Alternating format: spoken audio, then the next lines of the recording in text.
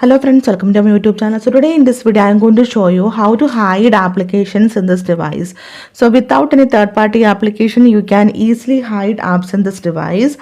So go to settings, then scroll down, tap on security and privacy, then again scroll down.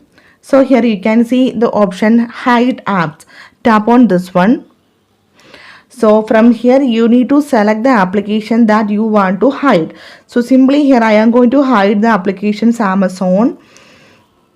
So before that we need to set a privacy password. For this, tap on settings. So here we need to enter a 6-digit privacy password.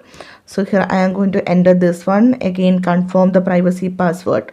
So for in case if you forgot your privacy password, using this security question answer you can easily recover your privacy password. So here we need to enter the name of the teacher or anything that you can enter here.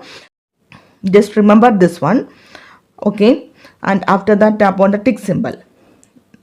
Then to recover the hidden application we need to set a access code. For this, tap on settings. So here we need to create a access code. To create the access code, first we need to enter hash. Then here we need to enter a access code that contain 1 to 16 digits.